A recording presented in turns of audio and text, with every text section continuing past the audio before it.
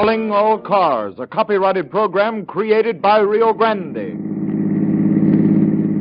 Los Angeles Police calling all cars, attention all cars, broadcast 300 regarding a murder. Be on the lookout for Yim Lung, wanted for this killing. Described as Chinese, 5 feet 8 inches, weighs 145 pounds. That's all. Rosenquist.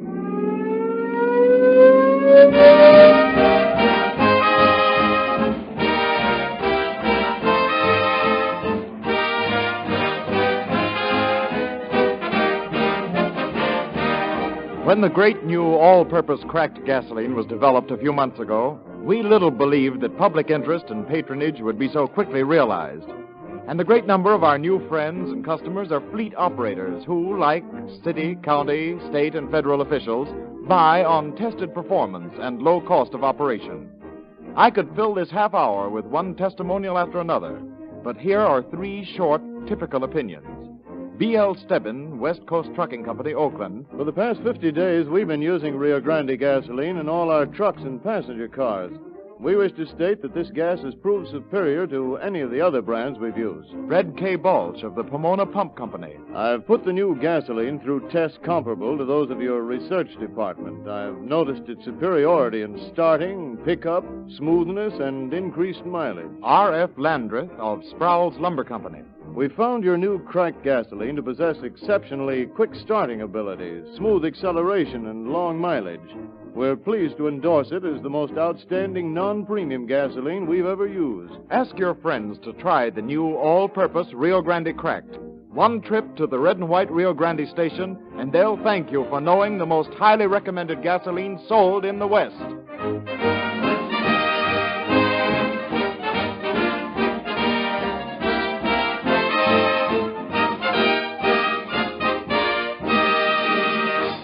The facts around which tonight's story has been built have been secured through the cooperation of the Los Angeles Police Department.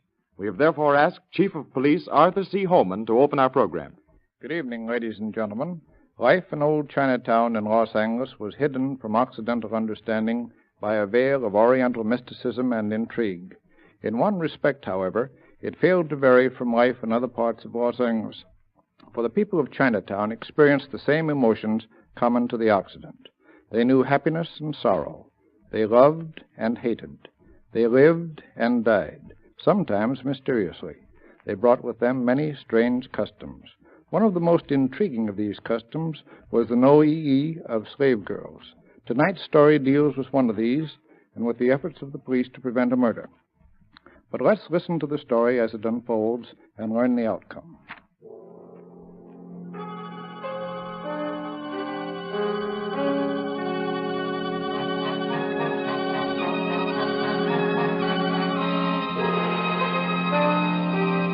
The curtain of night had fallen over the Los Angeles Chinatown. An ancient and begrimed brick building presented a darkened front to Ferguson's Alley, the thoroughfare on which it faced. But inside and behind heavily draped windows, a soft light glowed in the room where 2 Chinese, garbed in Oriental dress, sat talking. And so it is settled that you return to China, Sing Chong? Yes, Su Ying, my friend, tomorrow. I am old. My shoulders bend beneath the years. It is well. The gods have smiled on you through your many years. I know. And that is why I return to Land of Dragon, to worship at graves of my honorable ancestors, and to kneel once more before the altars of the ancient gods. Again, I repeat, you do well, Sing Chong. But it is not your desire to return alone. No, it is not my desire. You would have for your companion Fa Ling, my incomparable slave girl. I would, Su Ying, but only if her price does not too greatly lessen the weight of my purse. Her price? You can speak of price and at the same moment permit your lips to form the name of Fa Ling? Truly, Sing Chong, old age has indeed come upon you. You speak words of truth, Su Ying. I am old. Fa Ling is of the rarest and most delicate beauty, young, schooled in all the arts of pleasure. Tell me her price, Su Ying. Fa Ling is exquisite as lotus bud. She can bring many joyful hours to your old age. I will not bargain, Sing Chong. There is but one Fa Ling. There is but one price. Leong Chin. $2,000? Leong Chin for slave girl Fa Ling? Oh, no. You are rich, Sing Chong. Perhaps if you were to gaze anew upon charms of my lotus blossom. But wait, I will summon her. It is not necessary. I fear our business has reached an unfruitful end. Have patience, Sing Chong. Let your eyes linger once more upon the loveliness that is Fa Ling. Time enough then to make your reply. She is well trained, Sing Chong. You see, she does not neglect to refer to me as worshipful master. Would not such music be soothing to your ear? But Leong Chin... Fa Ling, I bid you smile upon my friend Sing Chong. Yes, master. She is indeed beautiful, little pale. Walk a little, Fa Ling. Yes, master. Such grace of motion. Graceful as field of flowers which sway at gentle touch of early morning breeze. You find Fa Ling desirable? I do not journey alone to Land of Dragon, to Ho Ying. You are indeed wise, my friend. Fa Ling, return to your room. I hear, master. With your permission, I shall now take my leave, Ho Ying. There are many to whom I must yet bid my last farewells. Fa Ling will be waiting when next sun brightens the heavens.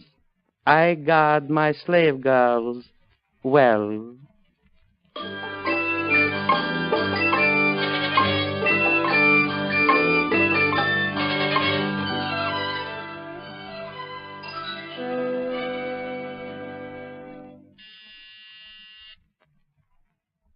Detective Lieutenants Bill Baggett and Joe Philkus are waiting out here now, Captain Wallace. Well, send them right in, please. Yes, sir.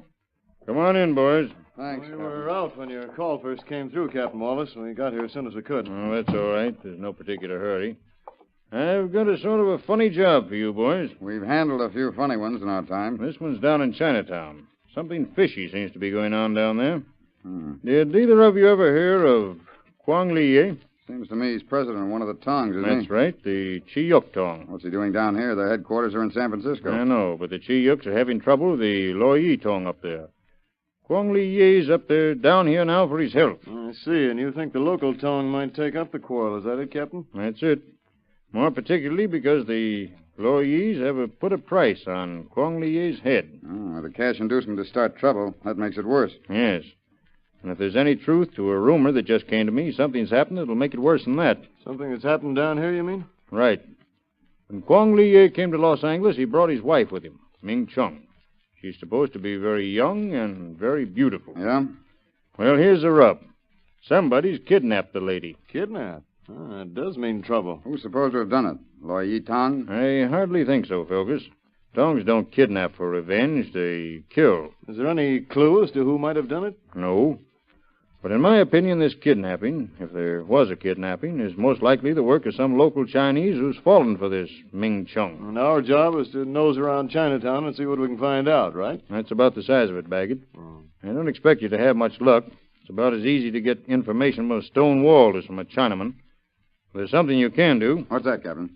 Go down to the Chiyuk Tong headquarters and drop a gentle hint in the ears of those fellows down there that the police know something's up. That we're on the lookout for any trouble.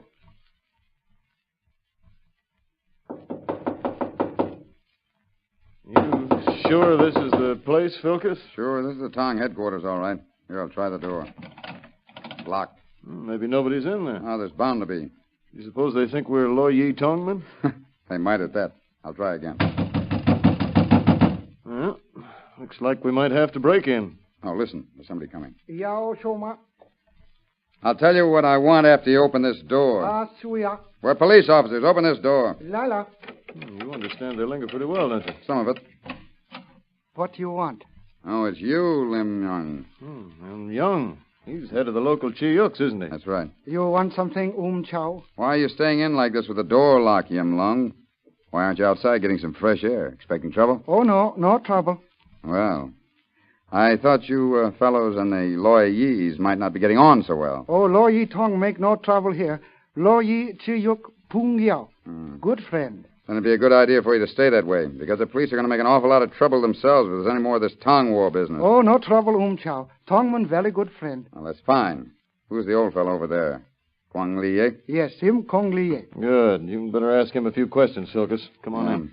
Get an eyeful of that knife the old fellow's honing, Baggett. I have, and if I ever saw a wicked-looking piece of steel, that's it. Kwang Li, what's all this about your wife, Ming Chung, being kidnapped? No sorry. Sure you do. Now tell me, where is she? No sorry. Guang Heaven. You're not telling your troubles to the police, eh? Kong Li speak only Chinese, Chow. Him no savvy. Well, you savvy all right, Yim Lung. What's this story about his wife being kidnapped? No kidnap Ming Chung. Ming Chung all right. She... She's just gone on a little visit to some friends, I suppose. Yes, that's right. Yes, she go visit. No trouble. That's a pretty villainous-looking knife Kwang Li has there. What's he going to do with that daidaw? Him just yuk da, meat knife. Yuk da, eh? You're sure it isn't a knife but Chinese meat? No, Chinaman make no trouble. No tongue fight. You're not fooling anybody, you know, Yim Lung. I know just as well as you do that there's bad blood between the Chiyuks and the Loyers. Oh, no. And since I've been here, I'm convinced that Kwang Li's wife, Ming Chung, has been stolen. If any trouble starts, Yim Lung, you're going to have to answer for it. Oh, no trouble, Chow. Big mistake. Someone tell you bad dream. You're the leader of one of these tongs, Yim Lung. It's up to you to keep the peace. Now, just remember what I said. That's all. Oh, very much peace. No trouble. Let's go, Baggett. Okay. It appear, Lim Lung, to be special delight of foreign devils police to cast their shadow over the justice of our people. You speak words of truth, Kong Li. But in case of stolen Ming Chung, your wife, there shall be no interference with that justice. Soon we shall know the name of the one who has desecrated your house. Then retribution shall be swift and sure, my friend. You have my word. I shall know no peace until such time as Ming Chung is returned into my keeping. I understand, Kong Li. For even as you love Ming Chung, so do I love Fa Ling, the slave girl of Su Hu Ying. You have youth, Yim Lung. It is right that you should love. Also have the gods seen fit that she should smile on me. You are most fortunate. And so this Su Hu Ying will not sell his little Noi. One does not sell a priceless jewel, Kong Li. A pearl that is beyond price in hands of a wise man may yet be a worthless toy in hands of fool. You who have not seen Fa Ling cannot know her delicate beauty, her celestial loveliness. And Su Ying, who has seen her often, may be equally ignorant of the qualities of which you speak. You believe he would sell Fa Ling? I am old, Yim Lung, and I have learned that one must first ask before he may receive an answer. Also, there are few masters who will turn their backs when a proper offering is made for a slave. May the gods smile richly upon you, Kong Li. You have brought me hope.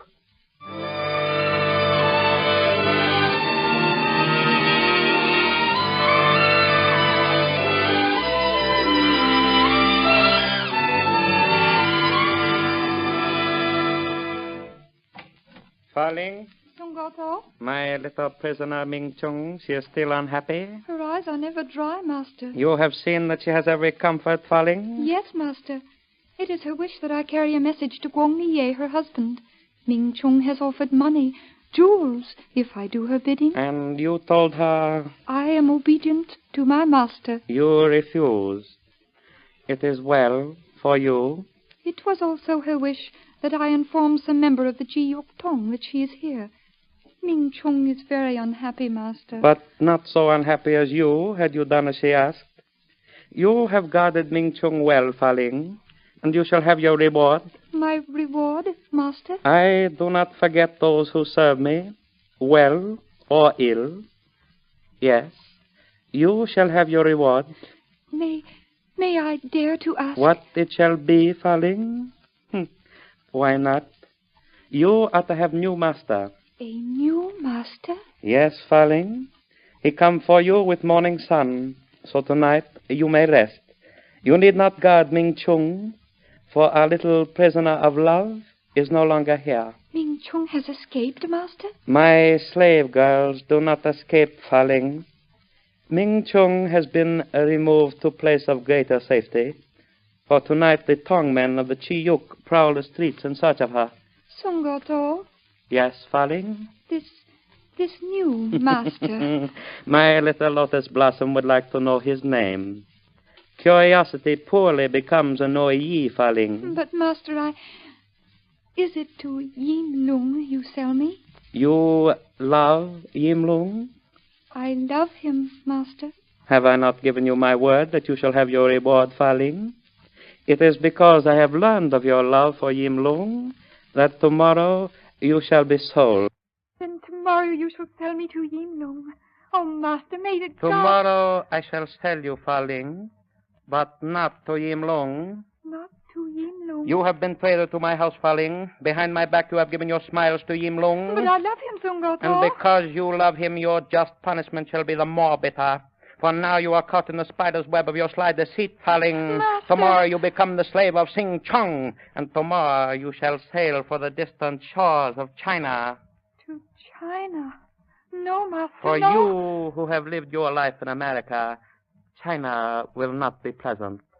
Especially will it not be pleasant in the house of the aged Sing Chong. No.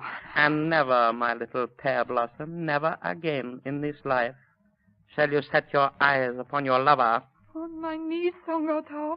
I grovel at your feet. Only... I leave you now, my little Noi, safely locked in your room.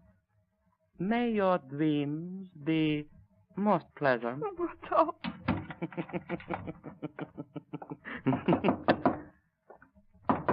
Have patience. I swear. Yim Lung, Toho Ying. Why do you come here, Yim Lung? With your permission, Su Hu Ying, I come to ask if little slave girl Fa Ling is for sale. Fa Ling shall be sold, Yim Lung, but not to you. I have money. All the treasure of the Forbidden City would not suffice if you were her buyer. Have I in some way offended you, Su Hu Ying? I have no further word with you, Yim Lung. But I have further words with you, Su Hu Ying.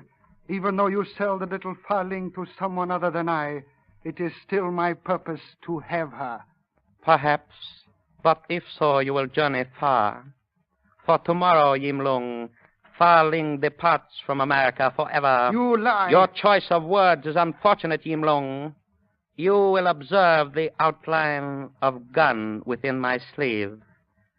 Gods have not seen fit to endow me with patience which graces so many of our race. I shall not forget this occasion, Su Hu Ying. We shall meet again. And when that time comes, Yim Lung, you shall take your place within the tomb of your dishonorable ancestors.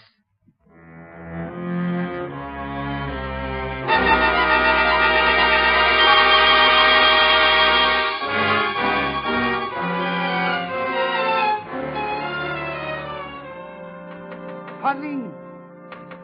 Fa Ling, wake up. Come to the window. Who is it calling to me? Fa Ling, come to the window. Oh, it is you, Yim Lung. Unlock the window, little blossom. Yes, Yim Lung. Yim Lung. My little blossom. My little Fa Ling. Oh. We must be quiet. Su Hu Ying must not know. Su Hu Ying. It was he who stole the wife of Wang Li Ye. I know, Fa Ling. He thought to find a place of greater safety for Ming Chung, so she left his house tonight. That is true, but how could you know? The tongmen of Chiyuk are alert, little flower. Ming Chung has been returned into the keeping of her husband. Su Hu Ying should employ greater judgment in the selection of his henchmen. Ming Chung is safe, Yim Lung. I am glad. But now we must hasten, Fa Ling. There is a ladder to descend, and once free of this house of ill fortune, you shall belong to me, little blossom. To me alone. And there shall be no journey to China with Sing Chong? In its place shall be the journey to happiness with Yim Lung. Joyously do I go with you, Yim Lung, for now I shall be your Noi-Yi. No, Fa Ling. You shall not be the Noi-Yi of Yim Lung. We shall kneel together before the gods and make our vows. You mean I am to be your wife? Yes, little lotus blossom. I mean, you are to be my wife.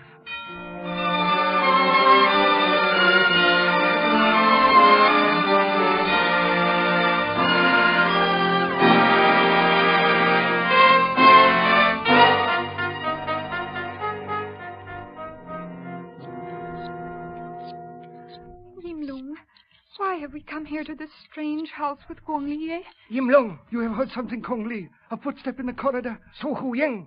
Koi le lom say. Su Hu Ying. He is coming here. He will kill us, I Yim think Lung. not, Fa Ling, but it is best you were quiet. How could Su Hu Ying know I was here? Because I made certain that he should know, little flower. No, Yim Lung. Even before love comes duty, you will stand where you are, Fa Ling. The door is not locked, and when Su Hu Ying enters, he shall gaze upon your beauty for the last time. You mean to kill him? No, Yim Lung. You cannot. Silence! You will do as I command. I take my position against the wall, this hammer ready in my hand. When the door shall open, it will conceal me. Now. So, Fa Ling, it was true. You were here. I find you at last.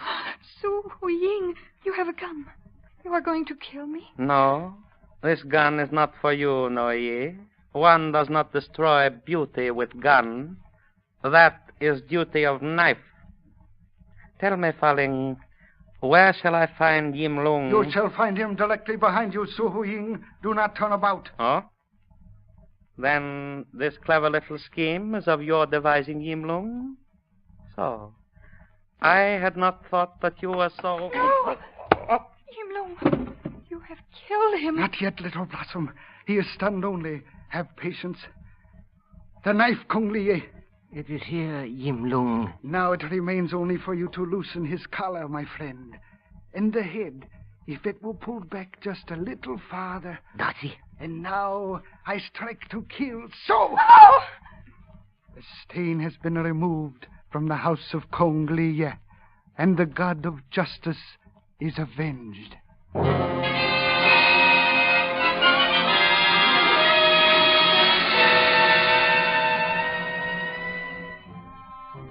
Following Su Hu Ying's disappearance, friends and relatives carried on a quiet investigation of their own for a number of days without notifying police. And then, 6 weeks after the murder, the dismembered body of the slain Chinese was discovered by employees in the baggage department of a depot in San Francisco, wedged into an unclaimed trunk. The trunk was traced to Los Angeles, where Detective Lieutenants Baggett and Philkus finally succeeded in locating the expressman who had carried it to the local depot. You're sure the trunk you identified was the one you handled for the Chinese girl you told us about? Sure, I'm positive about it. What makes you so sure? Well, for one thing, it's a funny-looking trunk, and I'd never forget that Chinese girl. She was a beaut. Uh-huh. This here's the room. You're sure this is the room, now? Yeah, dumpy joint, ain't it? Hey, look here, Baggett. Somebody's cut the center right out of the carpet. Why do you suppose anybody want to do that? I don't know. Let's have a look at it. I think I begin to see now what the reason was. It looks like some sort of stain around the edge of the cut. Unless I'm badly mistaken, those stains are blood. The center of the rug was soaked through, so they cut it out. George, I believe you're right, Philkus. You can go now, old man. We'll call you if we need any additional information from you. Who, me? Yes, you. But things was just beginning to get interesting. Yeah, I know. That's why we think it'd be better if you'd leave. We can't let anybody in here until the investigation is over. Well, okay, but I wish you'd let me stick around. Sorry, but we can't do it. Okay. So long. So long. Thanks for helping us. It doesn't look like there's any mistake about this being the room where Su Hu Ying was killed. I agree, but why? What was he killed for? Do you suppose the trouble between the Chi Yuks and the Lo Yi Tongs had anything to do with it? Hardly. Su Hu Ying didn't belong to either Tong. What about the kidnapping of Ming Chung? That might have had something to do with it.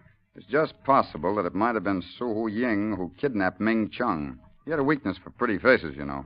I begin to get it now. Because if that was the case, then it would be up to Yim Lung to avenge the kidnapping, since Kwang Li Ye and his wife were under Yim's protection while they were in Los Angeles. Exactly. Another thing, Yim Lung, Kwang Li, and Fa Ling have all disappeared. That's true, but even if we find them, there's not a chance of making them talk. And this doesn't go with Chinese. The men won't talk, maybe, but the slave girl might. Well, then the first thing to do, as I see it, is to find Fa Ling.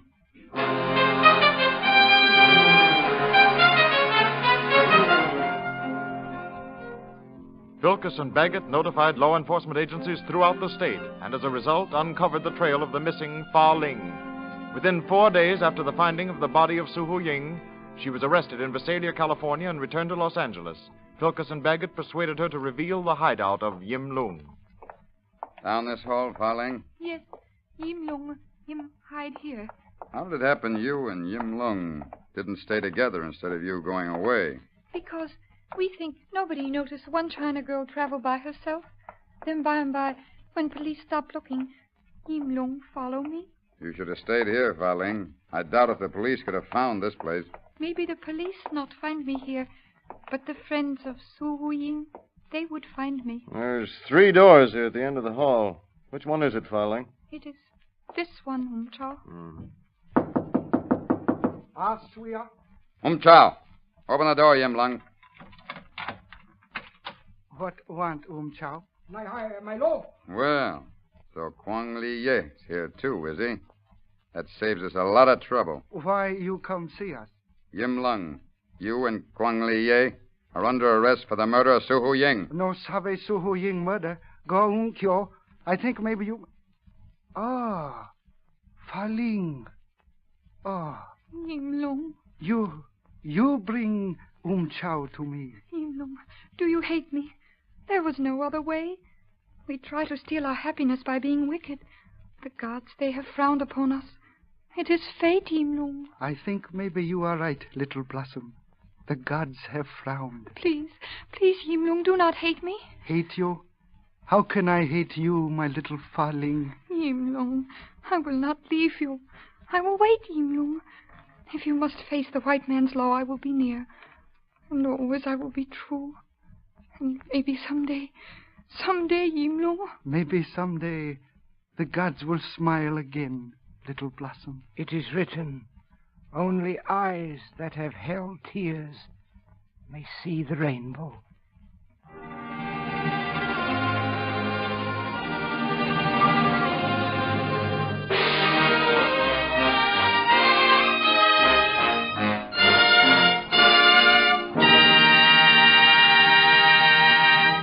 In just a moment, we shall hear the concluding facts regarding our story. Remember, a man is known by the company he keeps, and a product is known by the people who buy it.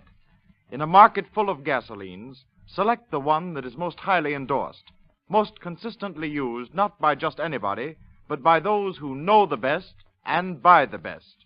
Rio Grande's new, all-purpose cracked gasoline. And now, Chief Holman. Yim Lung was tried and found guilty of murder and received a sentence of life imprisonment in San Quentin Penitentiary. It was impossible to connect Fei Ling and Kwang Li Yet directly with the murder, although the old man was later deported. Regardless of our sympathetic feelings in the matter, Yim Lung's was another crime that failed to pay. Thank you, Chief Holman.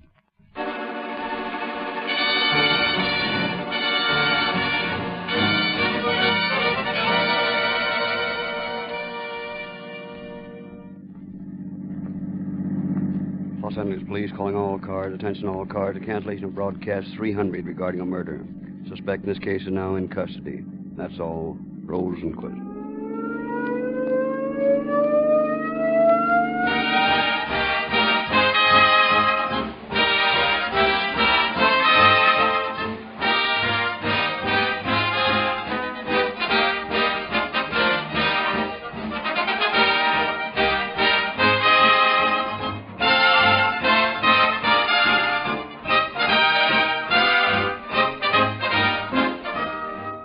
Narrator Barry Kroger bidding you good night for Rio Grande.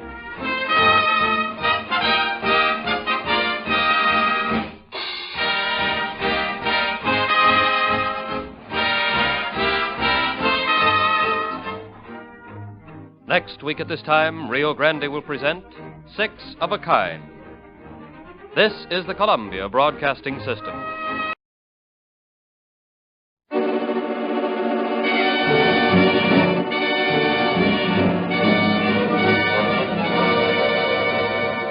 Calling all cars, a copyrighted program created by Rio Grande.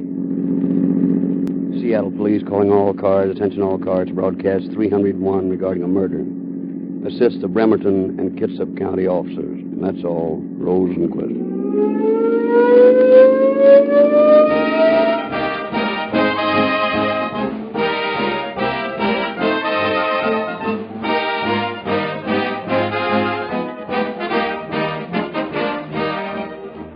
By special appointment to His Majesty the King. The right to advertise that declaration is a most coveted honor with every business concern in Great Britain.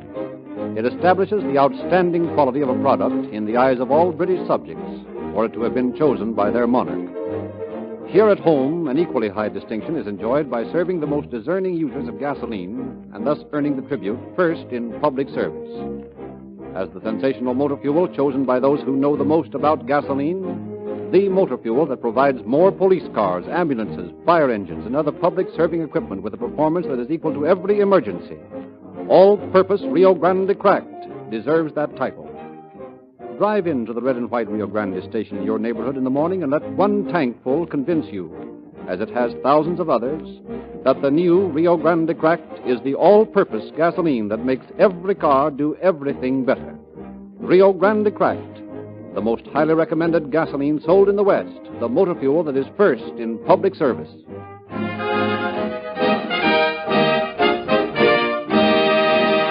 The facts around which tonight's story has been built were taken from the confidential files of the Seattle, Washington Police Department. We have therefore asked Chief of Police William N. Sears to prepare a foreword to our program. Crimes without motive are the hardest of all crimes to solve. Where robbery is the motive, it might be said that so far as police work is concerned, motive is lacking. The man who kills as a result of this sort of crime is usually a methodical, hard, cold, cruel, and careful man, one who leaves little trace of his identity. Such is the type of man with whom our story tonight deals. But as bare of identifying clues as this case was, it proved a potent example of the inevitable end of a life of crime. It proves that no matter how careful the criminal is in concealing his identity, sooner or later he will be brought to justice and will be made to pay for his crime.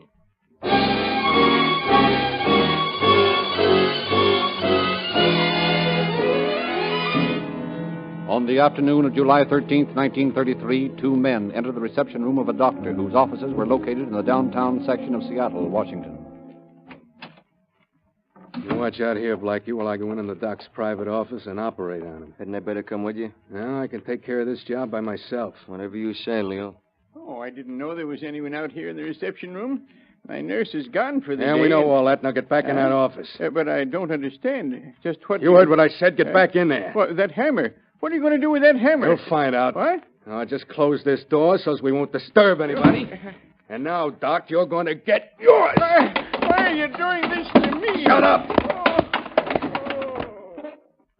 That the doctor was not killed by the savage beating he received from the hammer wielded by his assailant was no fault of his would-be murderers. 4 months later, on the evening of November 20th, 1933, Sam Heaslip, a special investigator for Governor Meyer of the state of Oregon, was returning to his home in Portland. Just a minute there, fella. Are you talking to me? Yeah. Are you Sam Heaslip? Yeah. Why? Been doing some snooping around for the governor, haven't you? Oh, what business is that of yours? Just this, wise guy. Twice the deadly hand had struck, this time fatally, and still there remained no clue as to the identity of the brutal killer. For this was only the beginning. As darkness closed down on the little resort of Erland's Point near Bremerton, Washington, on the night of March 31st, 1934, the howling of 3 dogs, cooped up in a parked sedan, became increasingly annoying to the residents. 2 of them, K.A. Erland, pioneer settler and founder of the Point, and his nephew, Tom Saunders, decided to investigate. You know, it gives me the creeps to listen to that howling. Oh, the poor devils. They've been shut up in that car for 3 days. Yes, I know. It's a darn shame to treat animals that way. I can't understand the Claflins permitting it. That car belongs to friends of theirs who are apparently staying with them. I don't know, but I can't stand that howling much longer. Let's try to let those dogs out for a run. Oh, yes. Maybe they'll be quiet then. Did you bring your flashlight with you? Yep, I got it right here. Flash it in the car. 3 of them. And just frantic to get out. The doors all seem to be locked. Yeah. Looks like we're going to have to leave them in there. Well, let's go up to the Claflins' house. If anybody's home, we'll get them to let the dogs out. Otherwise, nobody in the Point here will be able to sleep tonight. Okay. Doesn't look much like anybody's home, though.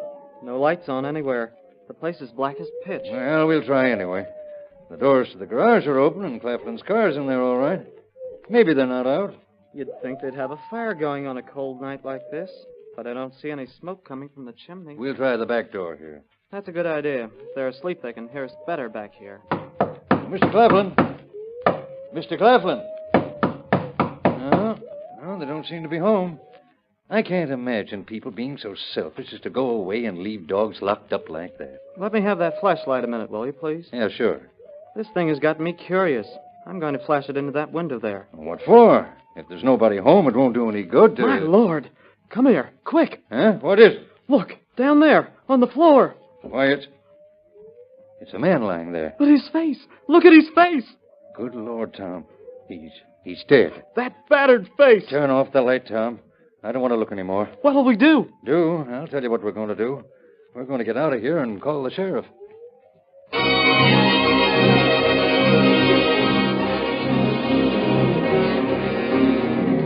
Within a few minutes after Erlin's tumbled words came to him over the telephone wires, Sheriff D.L. Blankenship of Kitsap County was on his way from Bremerton to the scene of the ghastly discovery. With him was his brother, Under Sheriff Rush Blankenship. With the arrival of the two officers, a storm that had been impending suddenly broke, and rain came down in torrents. I'm afraid this rain's going to play havoc with any footprints that might be around. Uh-huh. Is this the window you shined the light through? Yes, that's the one. Well, we'll have a look. Yeah, I see. And there, look over there. Where?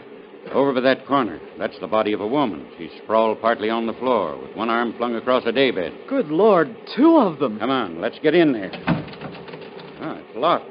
Well, we'll fix that. Jump in, Jupiter. Look at the condition of this kitchen. It looks like there's been a fight in here, sure enough. That's no lie. The place is a wreck. Broken bottles, dishes, smashed cans of food all over the place. Not only that, there's blood smeared over the floor and along the walls. My nerves are jumpy as a racing colt. I think the light switch is just to the left of the door. Thanks.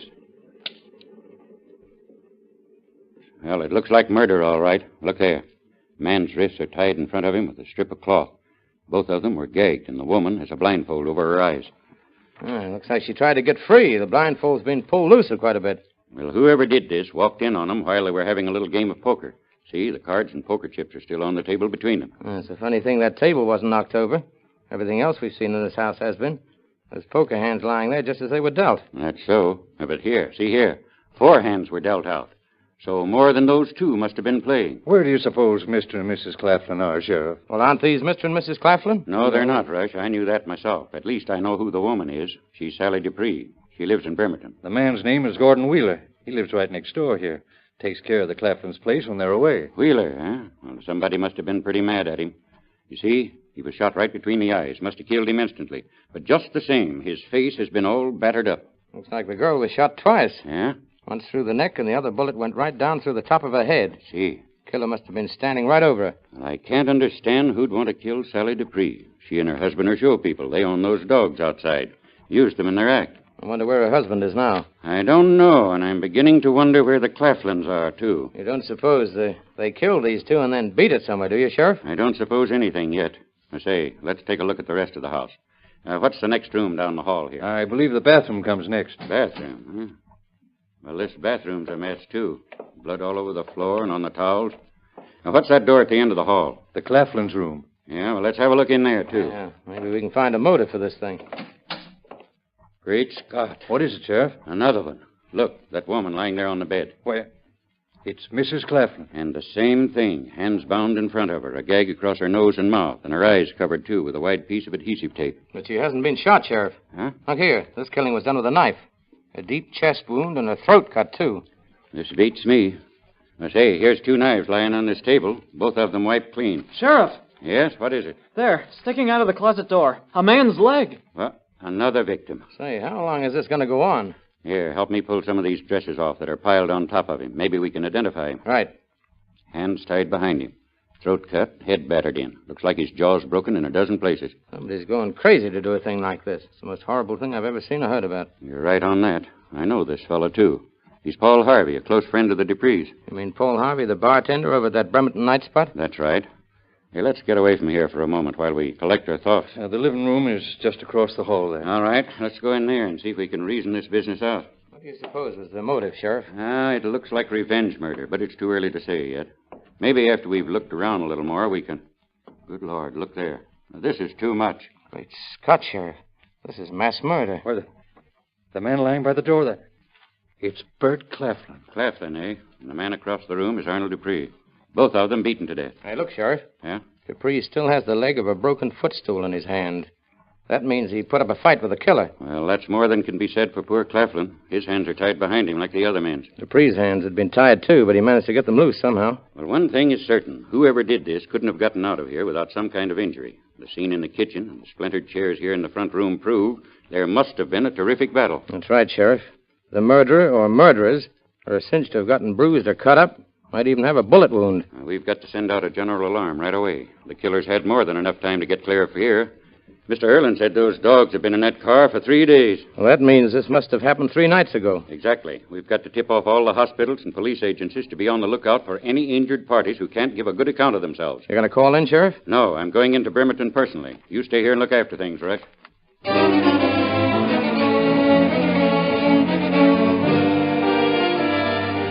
On Easter Sunday, the day following the gruesome discovery of the sextuple murder, Captain Ernie Yoris, head of the Seattle Homicide Squad in Old Bodia, Chief Criminal Deputy Sheriff of King County, and Deputy Fred Frankie conducted a joint investigation at the Claflin home. Room by room, the house was gone over for every sign of physical evidence. Well, I think we're beginning to get a little something tangible to work on, boys. Yes, but there's still a lot of cockeyed angles to this thing, Yoris. Sure, but then you can't expect everything to dovetail at the very first crack. What do you say, Frankie? Let's sum this business up and see where we stand. First, the kitchen. We know there was a battle royal there. Men struggling for their lives. You said it. Everything that wasn't nailed down was either thrown or smashed up in some way. Yeah, we've got several pieces from broken beer bottles here, each one with scraps of scalp and hair clinging to them. Scraps of scalp and hair that don't belong to any of the victims, so must belong to the killer. Right. And there's that bullet that was fired toward the back door. Mm-hmm. The one we found embedded in the upper part of the door jamb. Was that a wild shot, or did somebody escape from the killer and run out the back way? That's going to be hard to say. There wasn't any blood outside there, so if anyone did go out that way, they weren't hit. Still, if someone had gotten away, they'd have made a report to the police, wouldn't they? Unless the someone who got away was an accomplice, Bodia. Yeah, but that doesn't make sense. Maybe not. However, that wild shot was the same type of bullet as the one that finished Mrs. Dupree. That card room is what puzzles me. Why? Why did he stop and fix it up before he fled? Murder, I mean. Assuming that he did. Well, we know that the killer cleaned up in the bathroom before leaving. Possibly dressed his wounds, too.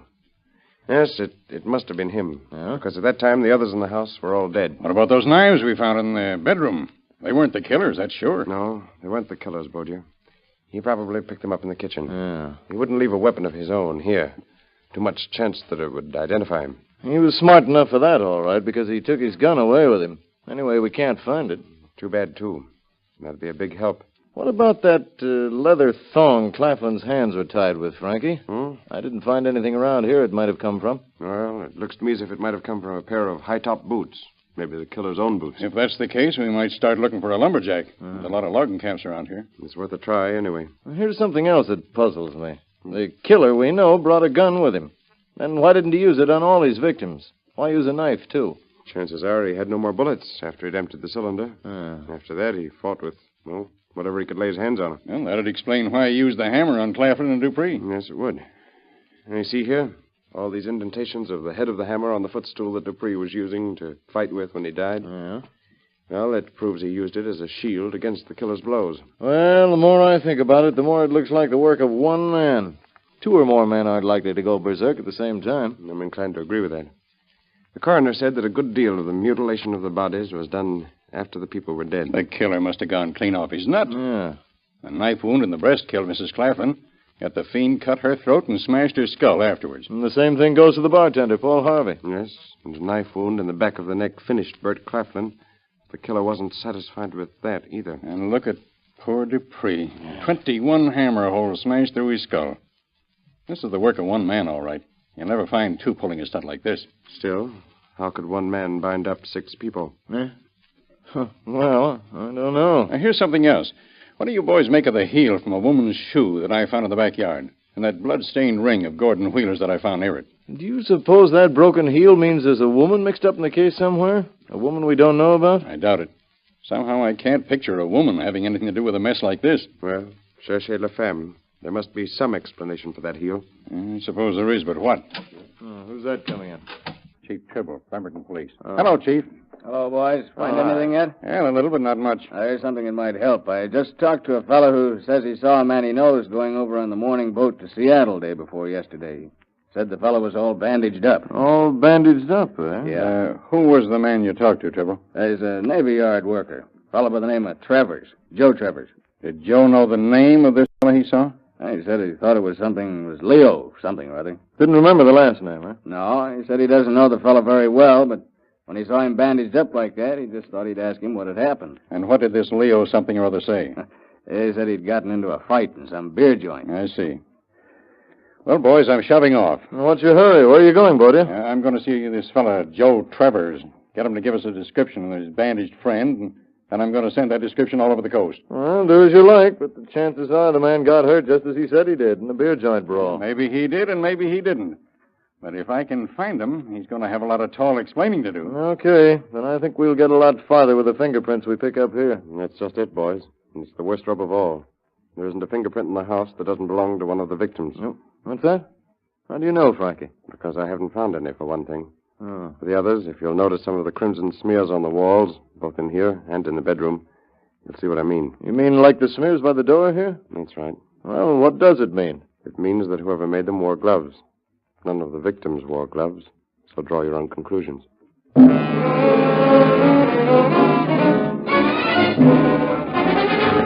6 months went by. A year, and still no trace of the killer.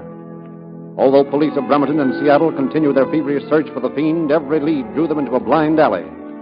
Arrests were made, but investigation soon cleared the suspects, and they were released.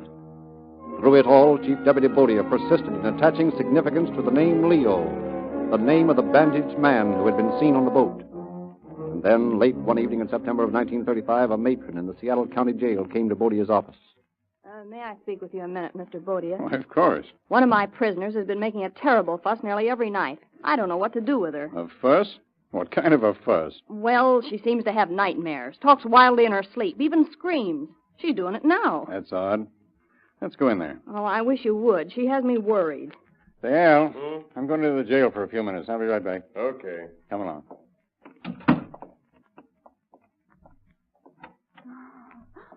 Oh, no. No, please. You see? It's like I told you. I can't understand a word. What's she talking about? Wait a minute. You'll see what I mean. Oh, Leo. Leo, don't! Leo, don't! There, you see? Who is she? Betty Hodges. She's in here because her husband was mixed up in some kind of burglary. They're going to accuse her of receiving some of the stolen goods. Uh-huh. Well, now listen carefully. There's something I want you to do for me. Yes? Keep that woman by herself. Listen to everything she says during the nightmares and keep track of it. Above all, don't let her know that she's talking in her sleep. Yes, sir. I'll get in touch with you from time to time.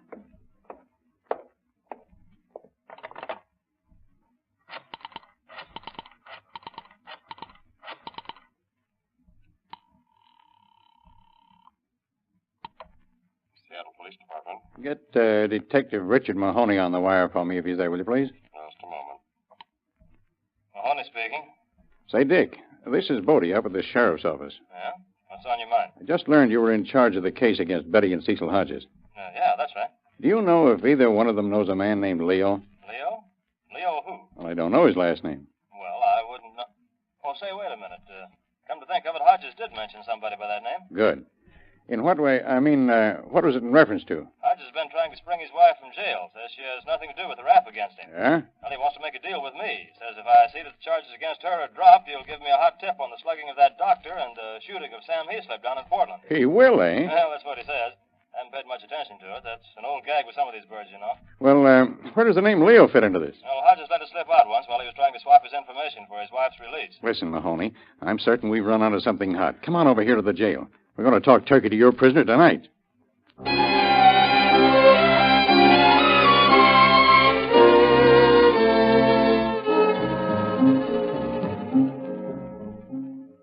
All right, Hodges, are you ready to talk? You guys, give me your word you'll kill that bum rap against my wife. If what you have to say is on the up and up and worth it, we'll play ball with you. Okay. Well, I knocked the name of the bird who slugged that doc and bumped off Sam Heaslip. All right, who is this bird?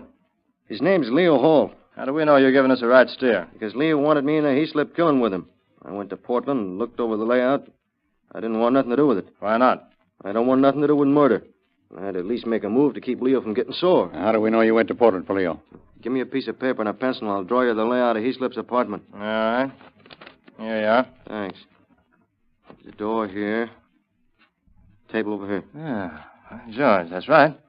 Okay, Hodges, we'll take your word for it. Yeah, but that's not all you're going to tell us about Leo, is it, Hodges? What do you mean?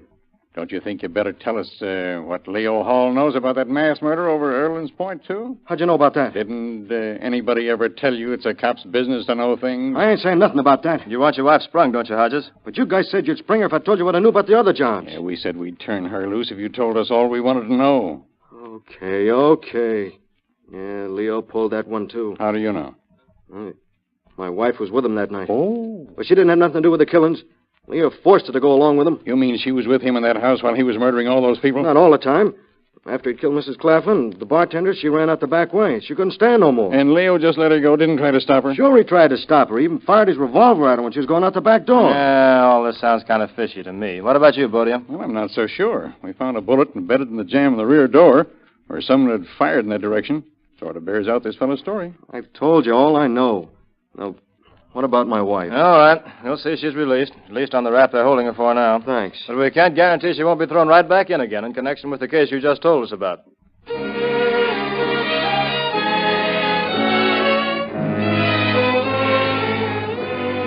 With the killer's full name in their possession, Bodia and Mahoney soon found others who knew him. Miss Elsa Martin, when asked if she had seen Hall around March of 1934, replied, Why, yes. That must have been around the time he was hurt in the automobile accident. Then Dr. W.H. McFarland was located and questioned. And your records show that you treated Leo Hall for cuts about the head on March 29th of last year, Doctor? Yes, here they are. I found it necessary to take 24 stitches in his scalp. That makes it just 2 days before the murders were discovered. I suppose Hall offered some sort of explanation for his wounds. Oh, yes. He said he was parked in a car with some woman and the police came by and beat him up. Well, wasn't a story like that a little surprising to you? Not particularly. I knew Leo was always getting into scrapes. Where'd you first meet Hall, Doctor? At an ice skating rink where I sometimes go. He did a great deal of skating. I see. Well, thank you, Doctor, for your information. Not at all. Not at all. Good day, gentlemen. Good day. As far as I'm concerned, that clinches it, Mahoney. The guy sure got his stories mixed. He tells the fellow on the boat he got hurt in a beer parlor brawl. And he tells the girl he was in an automobile accident. And he winds up by telling the doctor he was beaten up by cops. And Leo Hall hung out around ice skating rinks, eh? Well, what's so odd in that? That leather thong that was tied around Claflin's wrists. Just as like as not, that thong could have been a shoestring from an ice skate. By George, that's right. Well, what's on the menu now? First, we send out word across the country to arrest Leo Hall and hold him for us. Then we have a nice little heart-to-heart talk with Betty Hodges.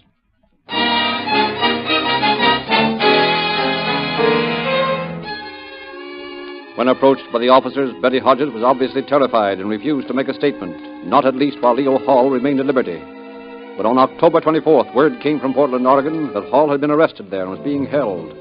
Armed with this latest development, Bodia and Mahoney again confronted the girl. Don't you think you better tell us what you know about this case, Betty? No, I'm afraid to. Afraid of Leo Hall? Yeah. There's no reason for you to be. Hall was arrested in Portland this morning. Arrested? Yes. If you take my advice, you'll talk before he does. How do I know you're not lying to me? Well, here's the wire from the Portland police. Want to see it? Yeah. There you are.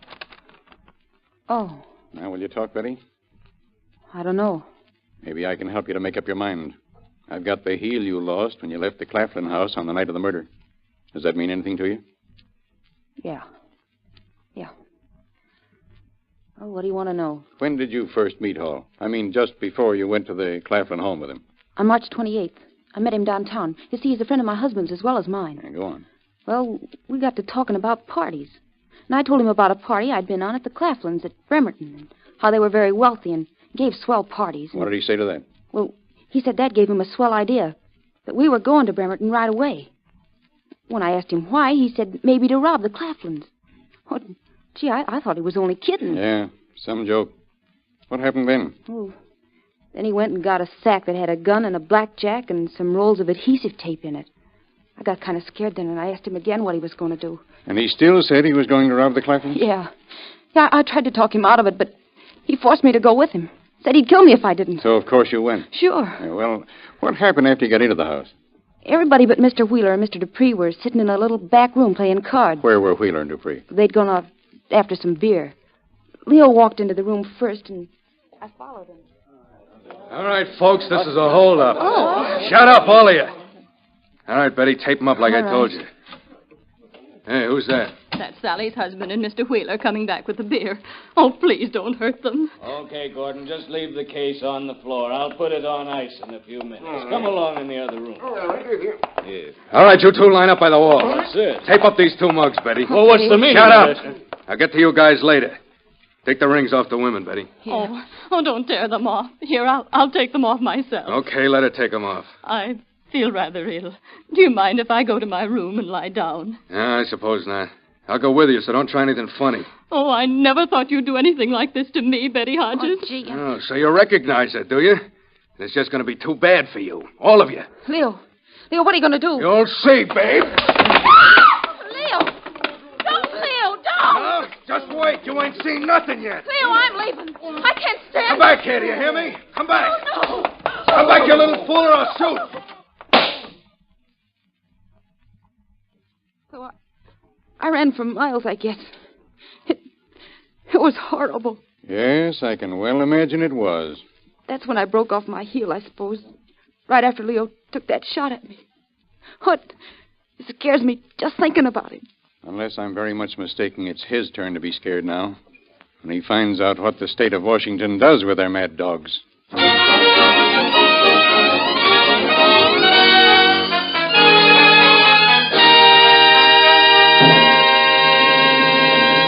In just a moment, we shall hear the concluding facts regarding our program. In talking to your friends about all-purpose Rio Grande Cracked, emphasize that this sensationally performing motor fuel is an exact blend of 6 power-developing ingredients as compared with the 3 found in most ordinary gasolines. Keep your gas tank filled with all-purpose Rio Grande Cracked, the gasoline that is first in public service. Leo Hall was tried in Portland, convicted, and hanged. Betty Hodges was acquitted since it was impossible to prove her acquiescence in the case. Hall's story is another conclusive proof of the losing nature of crime.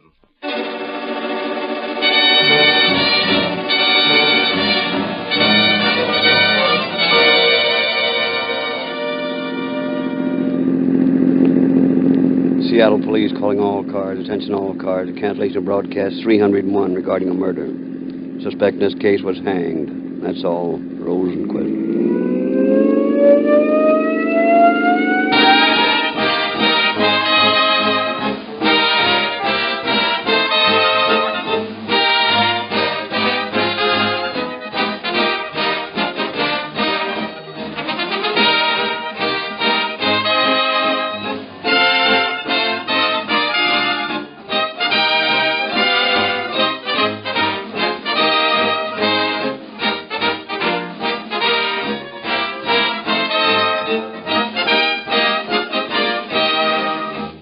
This is your narrator, Frederick Lindsley, bidding you good night for Rio Grande.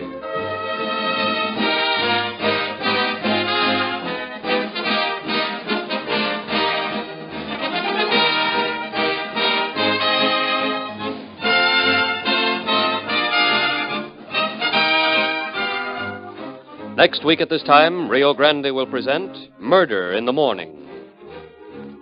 This is the Columbia Broadcasting System.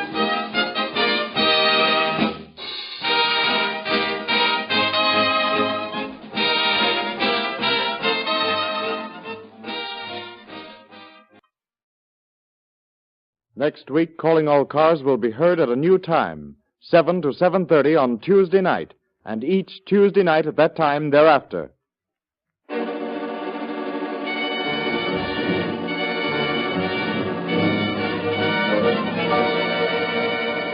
Calling All Cars, a copyrighted program created by Rio Grande. Oakland police calling all cars. Attention all cars to broadcast 302 regarding a murder. The victims refused to give any description of suspect. That's all. Rosenquist.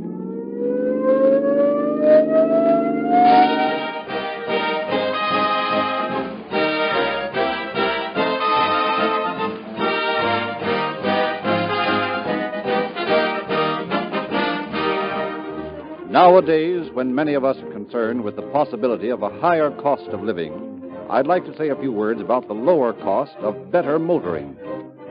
There's only one way for you and Rio Grande's revolutionary gasoline to become friends, and that is to try it. It stands to reason that if the best authorities, those who buy the most, drive the most, use and endorse this great new gasoline, it will also work best in your car. The operators of police cars, ambulances, fire engines, and other public service equipment were the first to prove the amazing response, smooth acceleration, tremendous power, and additional mileage of this radically new gasoline. When you drive into your nearest red and white Rio Grande station in the morning, you'll agree with these men and the army of motorists that Rio Grande Cracked is the most highly recommended gasoline of public service sold in the West.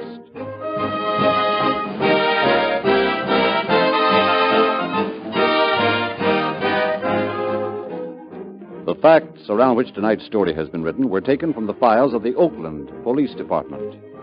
We have therefore asked Chief Bodie Wallman of Oakland to prepare a foreword to our program.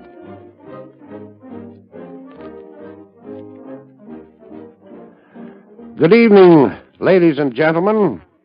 It is a pleasure for me to be a guest of Calling All Cars once more and to reiterate the theme of this program. The story tonight goes back to 1919, when there was more or less gambling in many cities throughout the United States. Today, I am happy to say that there is comparatively few gambling houses operating in our great country. For years, our department has weeded out these undesirable places which hatch crime.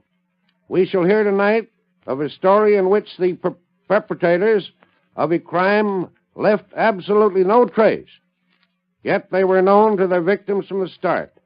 The unwillingness of those victims to identify the killers greatly hampered the police. Today we get much better cooperation on the part of the citizens. Nevertheless, in spite of obstacles and lack of cooperation, the criminal will learn always that crime cannot pay.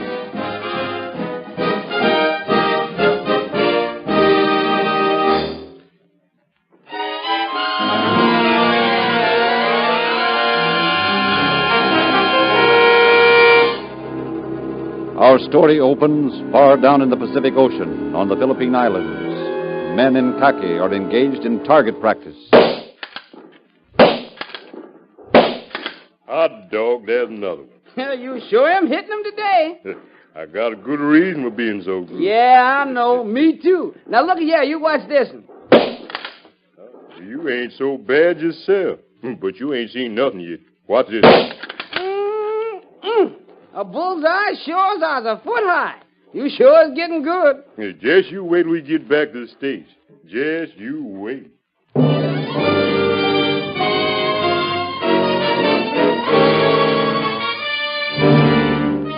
And now we skip several months. Our scene shifts to Oakland, California. It is almost 2 o'clock on Sunday morning, August 3rd, 1919. Police headquarters. Inspector Gallagher speaking. This is Patrolman Garcia. I'm out in the colored section. Yeah? You'd better get out here pronto. There's a whole house full of dead people. Hey, what's the address?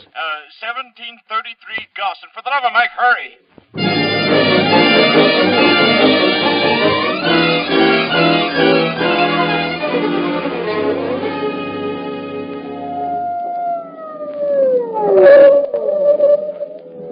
That must be the house there. Flash your light up on that door.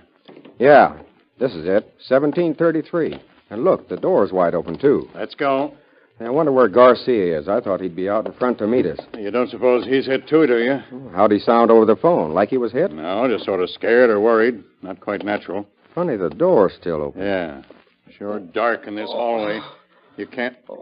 Hey, listen. Did you hear what I heard? Yeah. Sounded like it came from over there. Flash your light around. Must have come from behind that door. Come on. Where the devil is Garcia? We'll know soon. Probably back of that door. Get your gun ready. All right. Open the door carefully. Okay. Well, I'll be darned. Garcia. Oh, thank heaven you got here, Inspector. This is a terrible mess. You sure gave us a scare. We thought you were dead. Why'd you meet us out in front? Oh, I'm sorry, Inspector. These people are hurt pretty bad. I've been dressing their wounds. Good Lord, what a mess. What happened? An army walk through here and have target practice? I don't know, Inspector McSorley. This is pretty much the way I found everything. and I called an ambulance. Speak easy, huh? Yes, sir. Furniture broken, tables overturned, and blood. Say, how on earth did that blood get on the walls and the floor? I don't know, sir. Must have been quite a fight. Well, let's get down to business. Who are all these people? I don't know. I've been too busy trying to bandage them and administer first aid. The one over there in the expensive-looking tuxedo seems to be about done for. Yes, sir. Who's the girl crying over him? I don't know. Mighty good-looking girl. McSorley and I are trying to find out something. Yes, sir. Those two men in the corner don't seem to be so hard hit. All right, young lady. What's this all about? Please go away and leave me alone. Arthur, speak to me.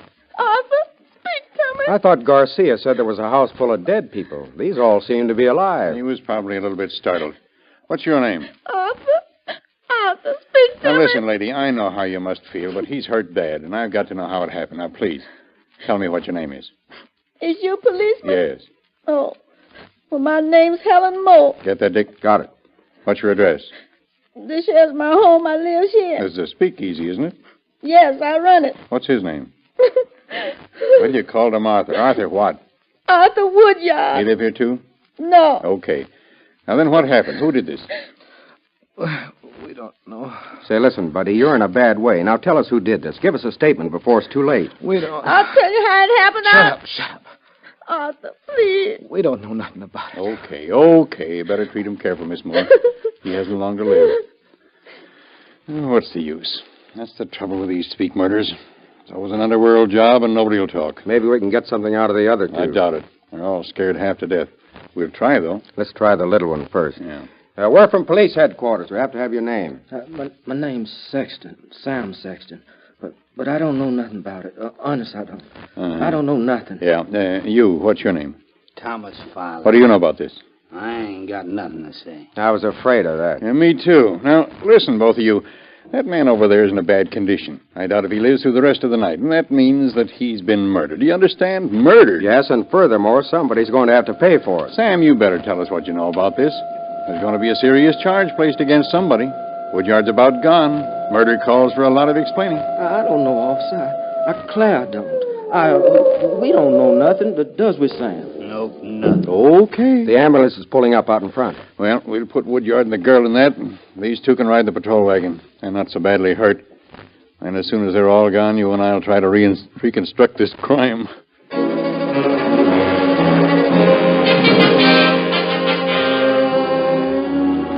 The wounded victims were taken away, and the two detectives made a rapid but thorough search of the house, then sat down to try and determine how the shooting occurred. Let's see now.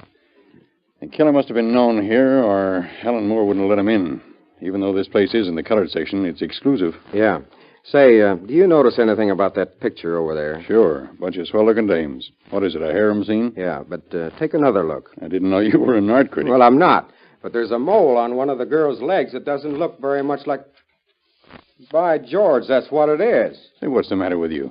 What are you taking it down for? That's not a mole, it's a bullet hole. Huh? Yeah, and here's a slug in the wall. I'll have it dug out in a minute. I'm going to call you Little Bright Eyes. My golly, if there's one on the wall, there must be several more. Maybe, yeah. Here's one in the leg of this table. He used a .38 revolver. Here's a slug. I'll have this one out in a minute. He sure must have gone hog wild. And just between you and me, the motive wasn't robbery. What'd you say your slug came from, a .38 revolver? Yeah. Well, apparently the killer used two guns, a .38 revolver and a .32 automatic. A .32 automatic? Yeah. Well, that doesn't make sense. There isn't one gunman in 1,000 who uses two different kinds of guns. All two-gun men use the same make and caliber. Yeah, and furthermore, this place is too much in a shambles for one guy to have done it. Well, that's point number 2. There were 2 or more killers. They must have been known to gain entrance. And another thing, Woodyard was their target. He's hurt bad, and I'll bet intentionally. I've been thinking the same thing. Whoever the gunmen were, they came here with the express intention of killing Woodyard. Robbery was secondary. The Moore woman and the other 2 men were hit by stray bullets. Yeah. It's certain the 2 men were. The woman got in the way. Don't forget the picture of Woodyard on her dresser upstairs. She's got a case on him. Yeah, that's true. She probably tried to shield Woodyard. Why don't we try to reconstruct the thing? I'll be one of the killers and you the other, eh? Sure. I used to be able to recite some Shakespeare. I guess I haven't forgotten how to act. Let's go. Okay, we start at the front door. Now, whoever we are, we came up and rang the doorbell. Helen Moore must have come to the door. Well, look who's here. Come on in and bring your buddies with you just in time. Sandy ain't gone here. We would have greeted her and gone in. She'd have led us down the hall into that door over there and brought us in here. Now, you boys, just make yourself at home. What do you Now, if we knew her, and we must have, we'd have exchanged a few pleasantries. We'd have probably have answered in the abstract, and if, as we suspect, the killers were familiar with Woodyard, would have inquired about him. Oh, yeah, Arthur, that's fine. There he is over there. Come on over and say hello. Hey, Arthur, there's a couple old friends dropped in to say hello to you. Oh, hello there, boys. Glad to see you. How you been? We would answer, all right. Gonna do a little drinking tonight? We'd answer, maybe, and walk over to where Arthur was stationed. Make yourself at home, boys. I'll be back in a few minutes. All right, gentlemen. The place is yours. About now is when we'd begin, isn't it? Yeah, we'd both whip out our guns, and if this was a grudge killing, tell Woodyard we'd come to get him. Now, listen, boys. There ain't no use for guns around here. We can settle this thing peacefully. Yeah, we'd say it couldn't be settled. Wait a minute. Don't shoot. We can straighten this whole thing out. What's going on over here? Oh, good Lord, don't shoot him. It wasn't his fault. We'd tell her to keep out of it, You ain't going to get nothing by killing Arthur. Take the money and clear out of here. We won't even say nothing to the cops. Honest, we won't. That's right. That's right. Take the money. Maybe the killers figured they got fleeced and wanted to get even. Let the past go. Forget it. Take this money and figure everything square. Or maybe the girl was the reason. Yeah, it ain't no reason to dig up the past. I didn't mean no harm, honest, I didn't.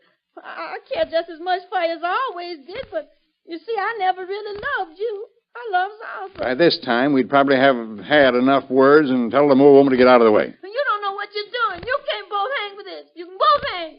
You can't kill a man and get away with it. Get out of the way, Helen, or you'll get it, too. There must be some way to settle this without Get out of the way. Your number's up, Woodyard. You killed it! You killed it!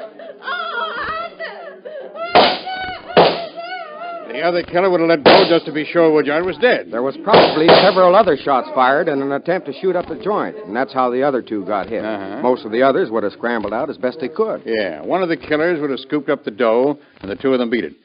In the wild exodus of customers, the furniture got overturned. Or else Woodard put up a fight. Don't forget that possibility. Yeah, that's right. Well, after they'd all gone, just the four of them were left. Woodyard, weak but not dead, would have sworn the rest to secrecy. And you too, Helen. This is just between the four of us. No use telling the cops anything about it. They'll be taken care of later.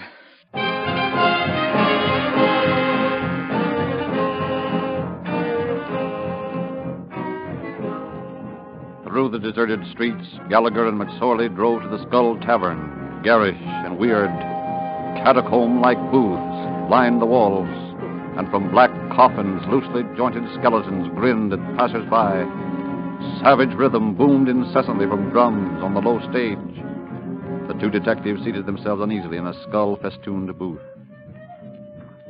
So, this is the famous Skull Tavern. First time I've ever been in it. Yeah? Well, I was here once before. Say, how do you like the musicians? Gruesome-looking bunch.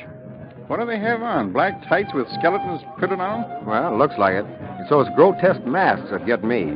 So you notice how they beat those drums in units of three while the others circulate through the crowd? Yeah, quite an idea. I suppose they go among the guests. Sure. There'll be one over here in this way in a few minutes. Yeah? Say, there's quite a few white people here. Yeah. Entertainers from other night spots that close early and a few stragglers from uptown out slumming. Oh, here comes the waiter. What you going to have? You mean that guy in the Undertaker's outfit is a waiter? Sure. Some idea, huh? Yeah. Howdy, gentlemen. What you all going to have? Well, I'll take a Welsh rarebit and a cup of coffee. Yes, sir. Yeah, and I'll take the same, I guess. Can't give me a worse nightmare. Yes, sir. Coming right up, sir. Right. Fine place you brought me to. And probably serve us embalming fluid. Don't kid yourself, Tom. You'll get the best cup of coffee you ever had. And besides, I didn't bring you here just for coffee. No? No. Just sit tight and pin your ears back, and I'll show you something. Okay. Say, you see those two men in uniform over the far corner? Yeah, I've been watching them. Got more girls around them you can shake a stick at. Boy, how women go for the uniform of the U.S. Army. Yeah, they're spending all their pay in one night. Tomorrow, they won't... Here comes one of those drummers. What do we have to do? Buy him a drink? Nah, just wait and see. Evil-looking specimen with that mask on. Good evening, Inspector. Oh, you look pretty good. Can you sit down for a few minutes? Sure. What is all this? Who's this man, Dick? Should we tell him? Sure. What do we got to lose? Lift your mask up a second and let Tom take a quick look. He'll have to make it quick. There. Sanderson.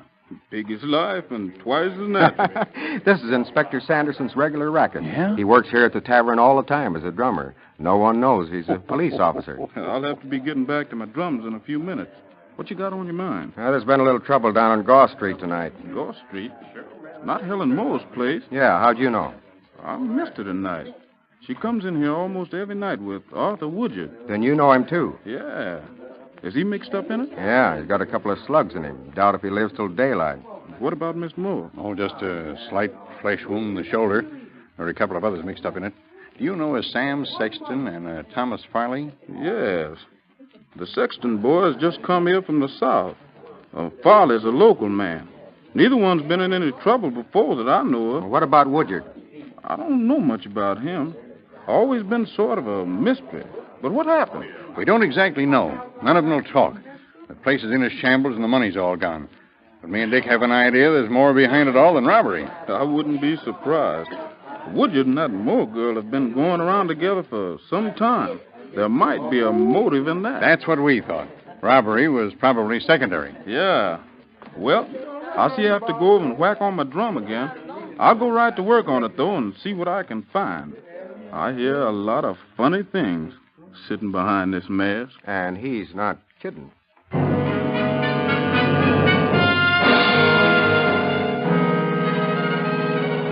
On Wednesday, August 6th, Gallagher and McSorley conferred with the autopsy surgeon.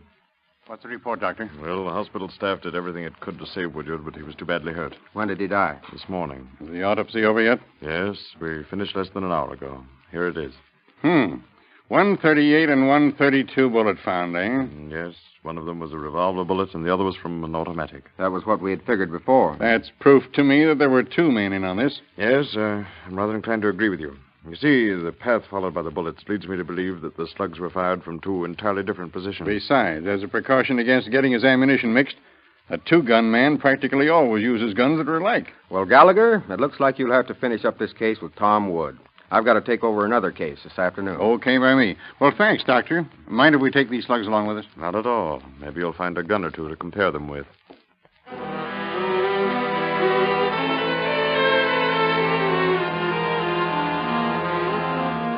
A few days later, Inspector Sanderson called on Helen Moore, who was convalescing. But can't you understand, Miss Moore? It's the law's job to take care of cases like this. There ain't nothing to tell, Inspector Sanderson. You ain't got no idea who the men were? I ain't never seen them before. Well, how come you let them in if you didn't know them? I thought you was pretty particular. Well, I is, but that night business was bad and I needed customers. And what'd they look like? How were they dressed? Looked just like any other soldiers. Soldiers? Huh? So, they were soldiers. Did I say that? Yes. Well, I meant they were soldiers of fortune. Did you ever know any of them before? No. What branch of the Army were they in? Who said anything about them being in the Army? Now, looky here, Miss Moore. We ain't getting no place like this. You know who those men were and why they came to kill Woodyard. Now, why don't you tell me the whole story? It's the duty of the police department to take care of killers. If you carry out your intention of settling the score yourself, then you will be a murderer and liable to arrest and maybe hanging. Our people have enough trouble as it is. You don't want that to happen, do you? I ain't gonna kill nobody. Maybe not, but you'll have it done. And if the boys you get to do it is caught, and you know they're gonna get caught, it'll come out that you got them to do it. And that makes you guilty. Don't you see? I'm trying to help you. Now, why don't you help me? Help me to bring Arthur Woodyard's murderers to justice. Well, I was going to tell the cops when they first come here, but Arthur made me promise not. I know, but he didn't realize that you might be branded as a murderess yourself. And maybe hang. Why, if he'd have thought it out, he'd want you to tell. Well, all right, Inspector, I'll tell you. Yeah, they was soldiers in Uncle Sam's army. And there was two of them, and I know them. They come here to get even with Arthur for something they figured he'd done 3 years ago. I guess there was a little jealousy mixed up in it, too. Do you know the names of the men? You said you knew them. Yeah, I know the name. Where can we find them? Well, they ought to be at the Presidio in San Francisco. Mm-hmm. Suppose you tell me exactly what took place. Well, it was about midnight or a little after, and I answered the door, and there they stood, the two of them. First, I didn't know whether to let them in or not, but I decided it was best to act like everything was all right. So I let them in, and a little while later, the trouble started.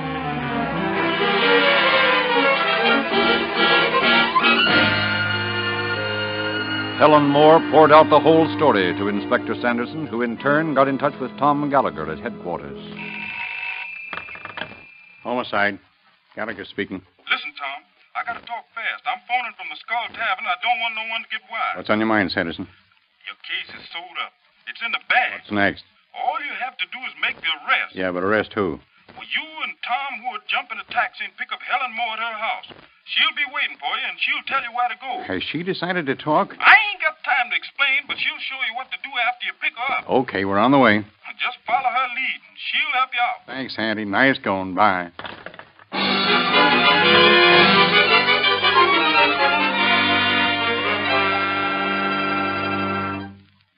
This is Inspector Tom Wood. How do you do? How do you do, Miss Moore?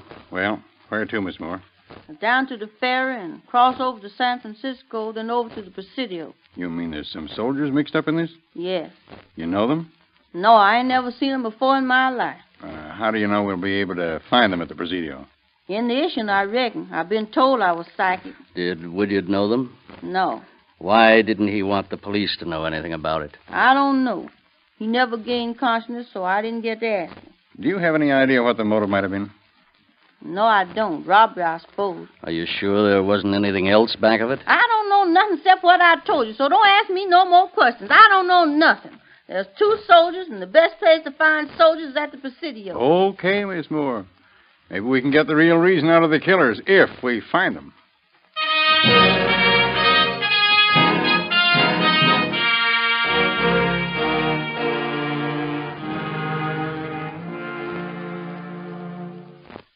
Well, that's a mighty bitter pill to take, Inspector.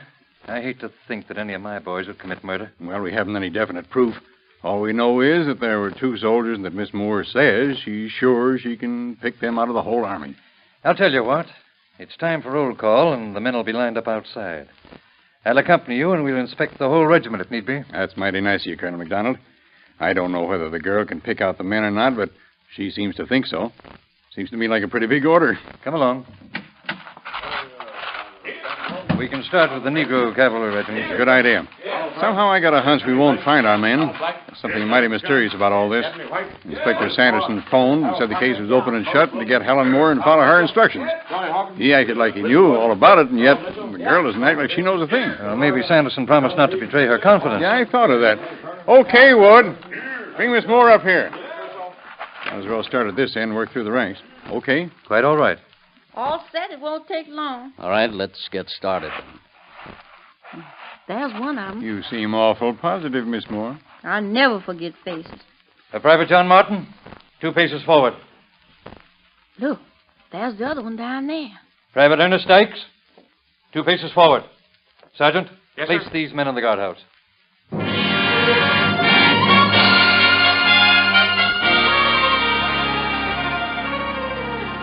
As soon as Officers Gallagher and Wood could get back to headquarters, they obtained warrants, and the prisoners were moved from the Presidio guardhouse to the Oakland City Jail. Thomas Farley and Sam Sexton confirmed Helen Moore's testimony.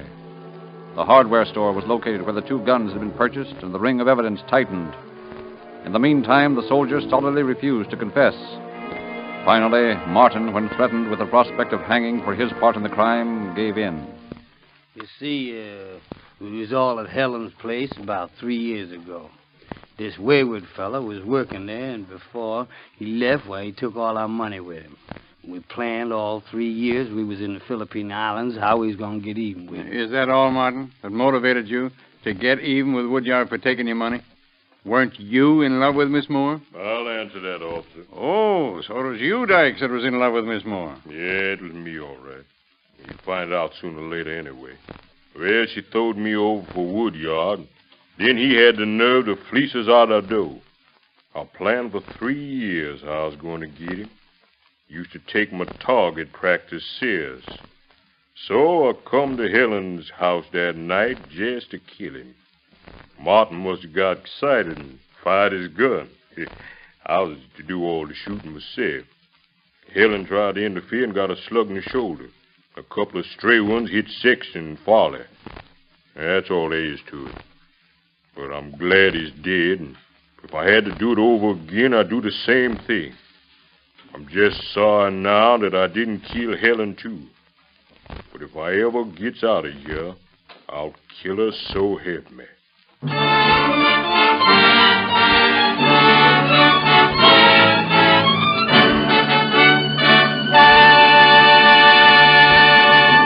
just a moment, we shall hear the concluding facts regarding our program.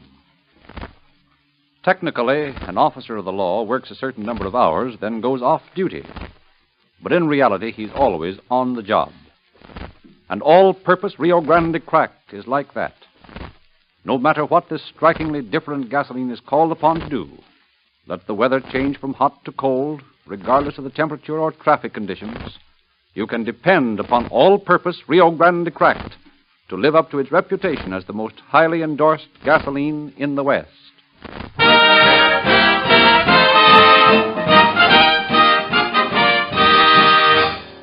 Aided by the formerly reluctant victims, officials brought Martin and Dykes to trial. They were found guilty and sentenced to spend the remainder of their lives in San Quentin.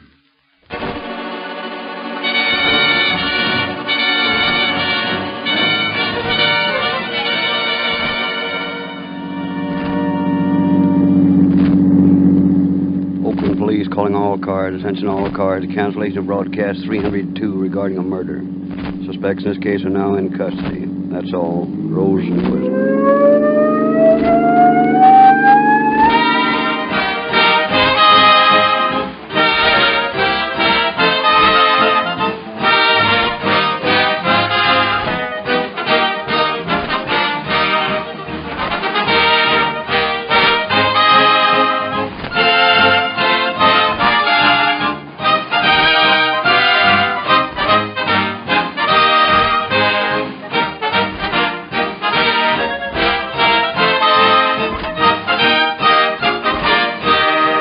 This is your narrator, Frederick Lindsley, bidding you good night for Rio Grande.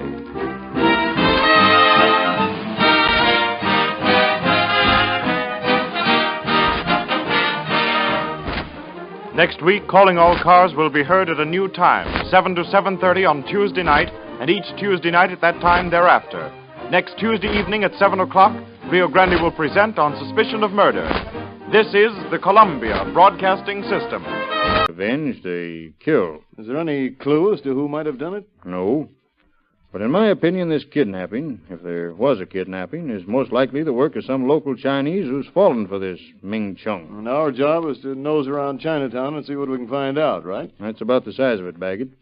I don't expect you to have much luck. It's about as easy to get information from a stone wall as from a Chinaman. But there's something you can do. What's that, Captain? Go down to the Chi Yuk Tong headquarters and drop a gentle hint in the ears of those fellows down there that the police know something's up, that we're on the lookout for any trouble.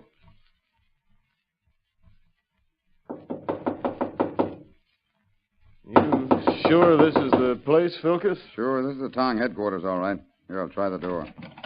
It's locked. Maybe nobody's in there. Oh, there's bound to be. You suppose they think we're Lo Yi Tongmen? They might at that. I'll try again. Well, looks like we might have to break in. Oh, listen. There's somebody coming. Yao Shoma. I'll tell you what I want after you open this door. Suya. We're police officers. Open this door. Lala. You understand their lingo pretty well, don't you? Some of it. What do you want? Oh, it's you, Lim Young. Lim Young. He's head of the local Chi Yuks, isn't he? That's right. You want something, Chow? Why are you staying in like this with the door locked, Yim Lung? Why aren't you outside getting some fresh air? Expecting trouble? Oh, no trouble. Well, I thought you fellows and the Lo Yis might not be getting on so well. Oh, Lo Yi Tong make no trouble here. Lo Yi Chi Yuk Pung Yao. Good friend. Then it'd be a good idea for you to stay that way, because the police are going to make an awful lot of trouble themselves if there's any more of this Tong War business. Oh, no trouble, Chow. Tongman very good friend. Well, that's fine. Who's the old fellow over there? Kwang Li? Yes, him, Kong Li. Good. You better ask him a few questions, Silkus. Come on in. Get an eyeful of that knife the old fellow's honing, Baggett. I have, and if I ever saw a wicked-looking piece of steel, that's it. Kwang Li, what's all this about your wife, Ming Chung, being kidnapped? No savvy. Sure you do. Now tell me, where is she? No savvy. Guangang Helen. You're not telling your troubles to the police, eh? Kong Li speak only Chinese, Chow. Him no savvy. Well, you savvy all right, Yim Lung. What's this story about his wife being kidnapped? No kidnap Ming Chung. Ming Chung all right. She... She's just gone on a little visit to some friends, I suppose. Yes, that's right. Yes, she go visit. No trouble. That's a pretty villainous-looking knife Kwang Li has there. What's he going to do with that daidaw? Him just yuk-da, meat knife. Yuk-da, eh? You're sure it isn't a knife but Chinese meat? No, Chinamen make no trouble. No tongue fight. You're not fooling anybody, you know, Yim Lung. I know just as well as you do that there's bad blood between the Chiyuks and the Loyers. Oh, no. And since I've been here, I'm convinced that Kwang Li's wife, Ming Chung, has been stolen.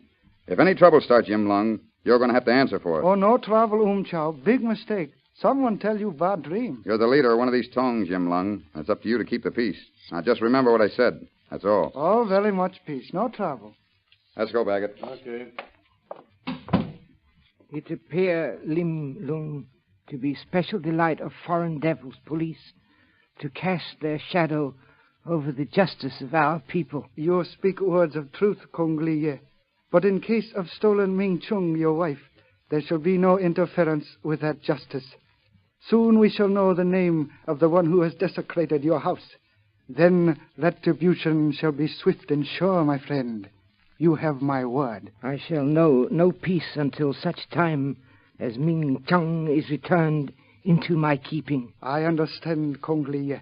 For even as you love Ming Chung, so do I love Fa Ling, the slave girl of Su Hu Ying. You have youth, Yim Lung. It is right that you should love. Also have the gods seen fit that she should smile on me. You are most fortunate. And so this Su Hu Ying will not sell his little Noi. One does not sell a priceless jewel, Kong Li.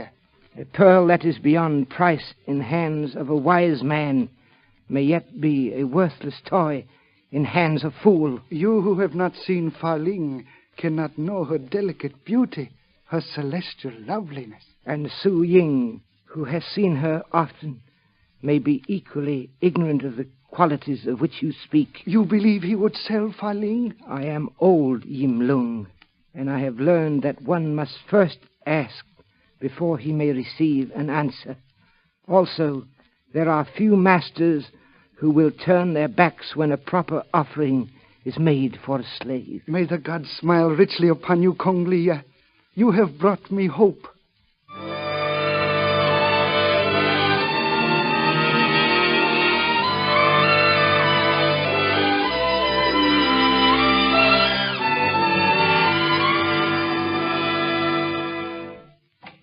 Fa Ling, Sungoto, my little prisoner Ming Chung, she is still unhappy. her eyes are never dry, Master. You have seen that she has every comfort, Fa Ling? Yes, Master. It is her wish that I carry a message to Guang Niye, her husband. Ming Chung has offered money, jewels, if I do her bidding. And you told her? I am obedient to my master.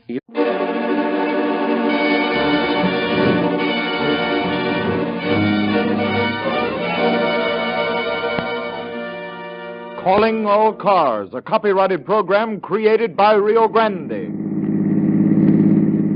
Los Angeles Police calling all cars, attention all cars, broadcast 300 regarding a murder. Be on the lookout for Yim Lung, wanted for this killing. Described as Chinese, 5 feet 8 inches, weighs 145 pounds. That's all. Rosenquist.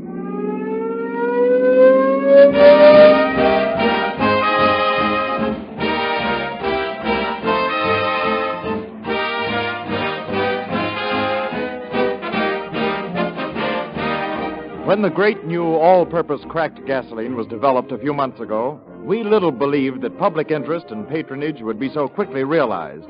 And a great number of our new friends and customers are fleet operators who, like city, county, state, and federal officials, buy on tested performance and low cost of operation. I could fill this half hour with one testimonial after another, but here are 3 short, typical opinions. B.L. Stebbin, West Coast Trucking Company, Oakland. For the past 50 days, we've been using Rio Grande gasoline in all our trucks and passenger cars.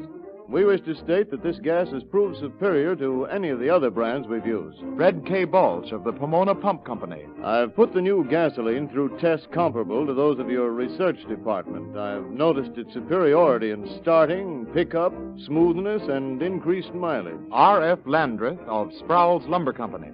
We found your new cracked gasoline to possess exceptionally quick starting abilities, smooth acceleration, and long mileage. We're pleased to endorse it as the most outstanding non-premium gasoline we've ever used. Ask your friends to try the new all-purpose Rio Grande Cracked. One trip to the red and white Rio Grande station, and they'll thank you for knowing the most highly recommended gasoline sold in the West.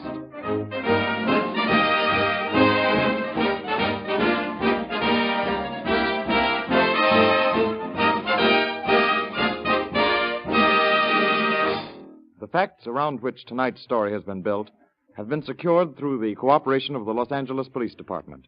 We have therefore asked Chief of Police Arthur C. Holman to open our program. Good evening, ladies and gentlemen. Life in old Chinatown in Los Angeles was hidden from Occidental understanding by a veil of Oriental mysticism and intrigue. In one respect, however, it failed to vary from life in other parts of Los Angeles, for the people of Chinatown experienced the same emotions common to the Occident. They knew happiness and sorrow. They loved... And to make your way pie. She is well trained, Sing Chung, you see. She does not neglect to refer to me as worshipful master. Would not such music be soothing to your ear? Fa Ling, I bid you smile upon my friend Sing Chung. Yes, master. She is indeed beautiful, little pear. Walk a little, Fa Ling. Yes, master.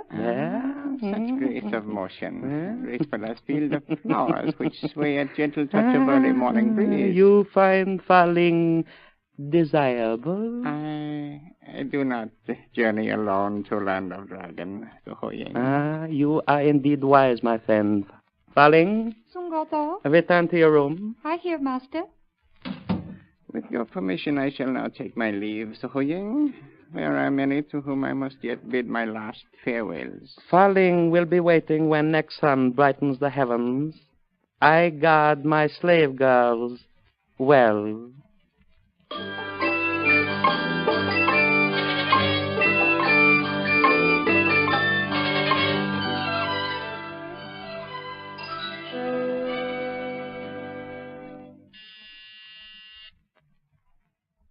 Detective Lieutenants Bill Baggett and Joe Philkus are waiting out here now, Captain Wallace. Well, send them right in, please. Yes, sir.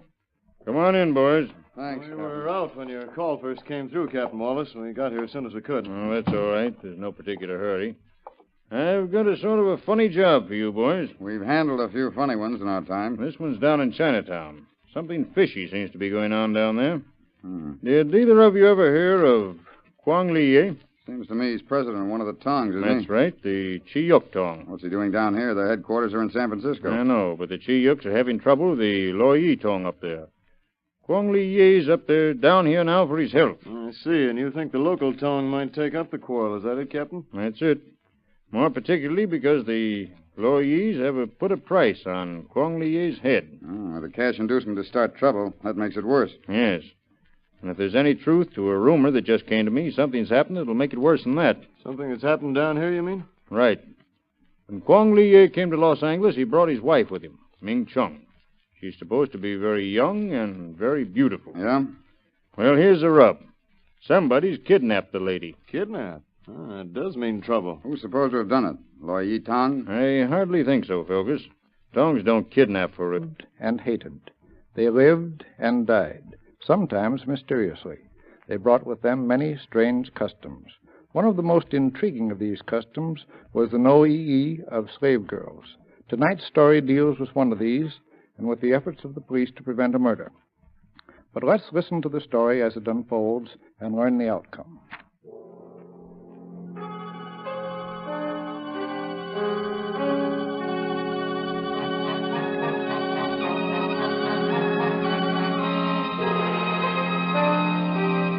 The curtain of night had fallen over the Los Angeles Chinatown. An ancient and begrimed brick building presented a darkened front to Ferguson's Alley, the thoroughfare on which it faced. But inside and behind heavily draped windows, a soft light glowed in the room where two Chinese, garbed in Oriental dress, sat talking. And so it is settled that you return to China, Sing Chung? Yes, Su Ho-Ying, my friend, tomorrow. I am old. My shoulders bend beneath the years. It is well. The gods have smiled on you through your many years. I know. And that is why I return to Land of Dragon, to worship at graves of my honorable ancestors, and to kneel once more before the altars of the ancient gods. Again, I repeat, you do well, Sing Chong. But it is not your desire to return alone. No, it is not my desire. You would have for your companion Fa Ling, my incomparable slave girl. I would, So Ho Yang, but only if her price does not too greatly lessen the weight of my purse. Her price? You can speak of price and at the same moment permit your lips to form the name of Fa Ling? Truly, Sing Chong, old age has indeed come upon you. You speak words of truth, So Ho Yang. I am old. Fa Ling is of the rarest and most delicate beauty, young, schooled in all the arts of pleasure. Tell me her price, So Ho Yang. Fa Ling is exquisite as lotus bud. She can bring many joyful hours to your old age. I will not bargain, Sing Chong. There is but one Fa Ling. There is but one price. Leong Chin. $2,000? Leong Chin for slave girl Fa Ling? Oh, no. You are rich, Sing Chong. Perhaps if you were to gaze anew upon charms of my lotus blossom. But wait, I will summon her.